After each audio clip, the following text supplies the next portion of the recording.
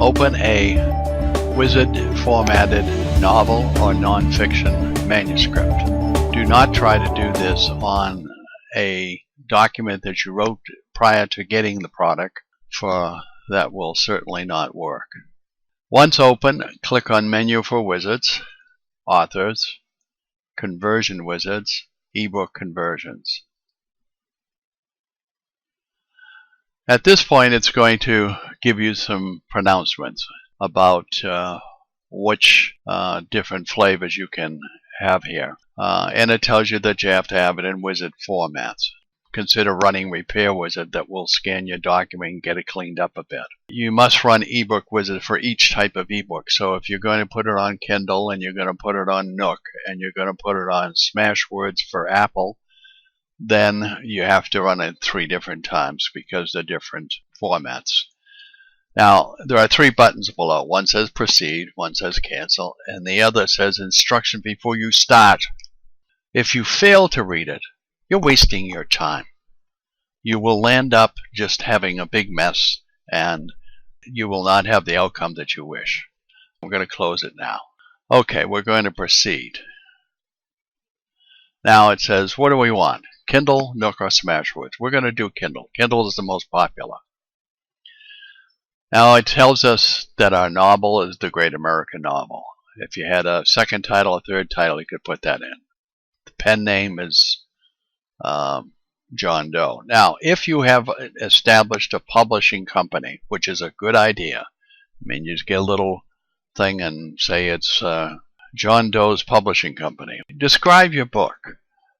This is important so that you can market this to as many readers as possible. We're going to market this as health foods. Keywords. Search engines look for keywords. You want them to be able to find your thing. So, health foods.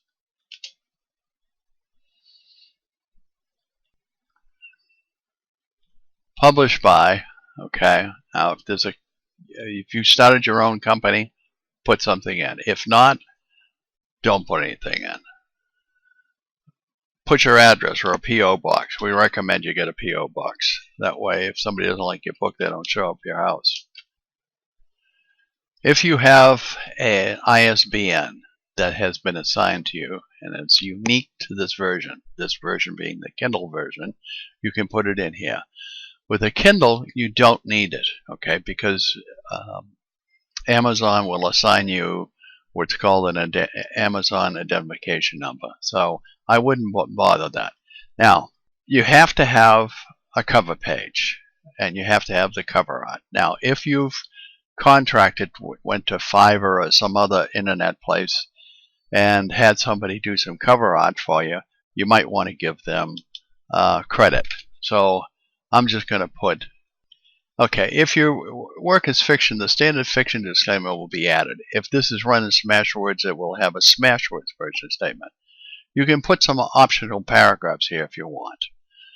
We won't do that. Again, look at the help. Each of these pages has help, and there's lots of good stuff there. Okay.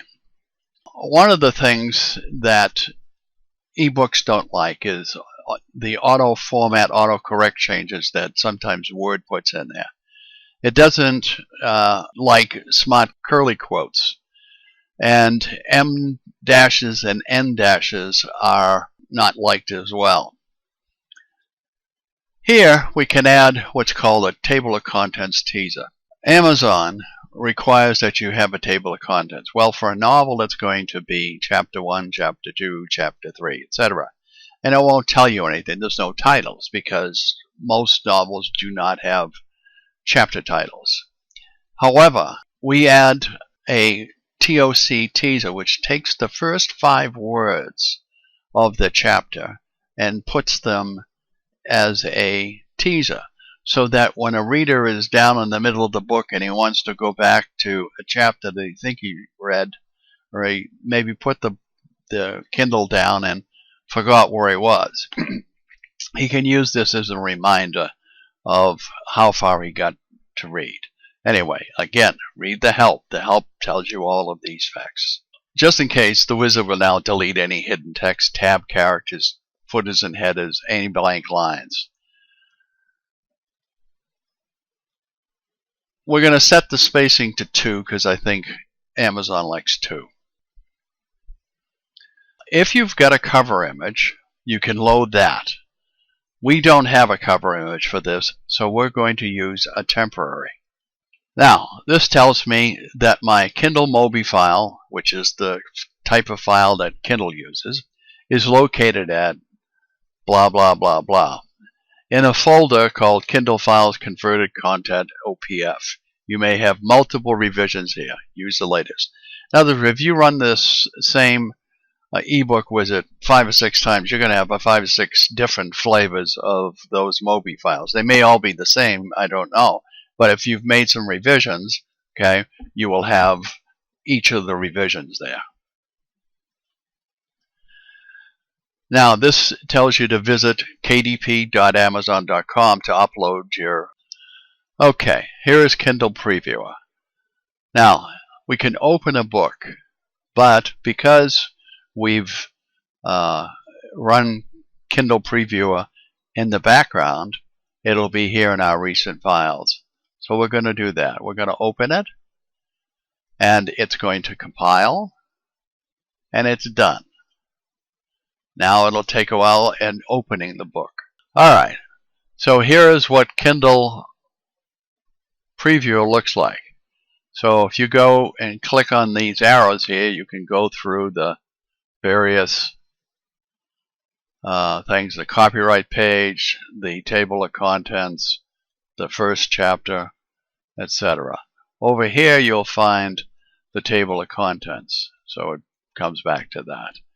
Now if you want to see what it's going to look like on an 8.9, that's it. HDX, that's it.